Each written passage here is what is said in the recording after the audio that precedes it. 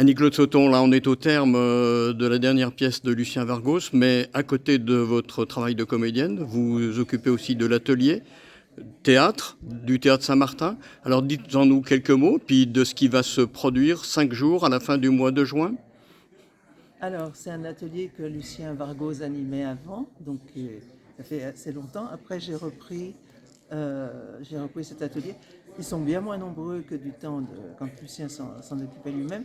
Donc, j'ai neuf personnes.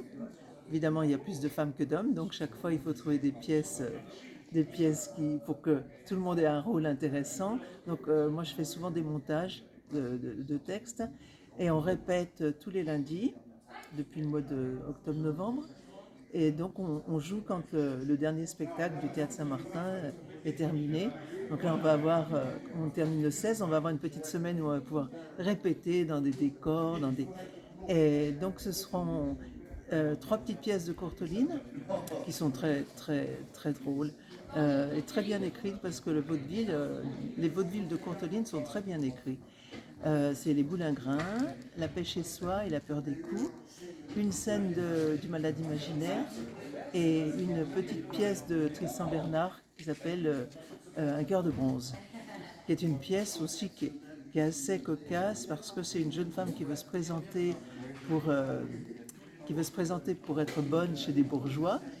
Et elle sort du conservatoire et elle a tellement assimilé des pièces du répertoire classique qu'elle en récite sans arrêt. Dès qu'on lui dit j'ai peur d'un accident, elle dit un accident, c'est pas grave si vous saviez ce qui est arrivé à Hippolyte, et elle démarre sur Phèdre.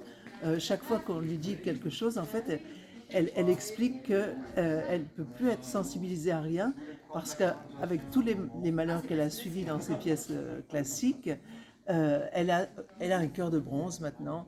Voilà, donc c'est une pièce que j'ai trouvée comme ça, que je ne connaissais pas, mais qui est à la fois amusante puis qui raconte des histoires. Il faut venir les voir, Il faut venir ces les voir. amateurs d'art dramatique. Voilà, donc c'est des gens qui sont très motivés, qui ont envie, qui se font plaisir. Ce sont des amateurs, mais ils se font vraiment plaisir. Et moi aussi, parce que les faire travailler, c'est une bonne équipe, quoi, vraiment des gens qui sont super.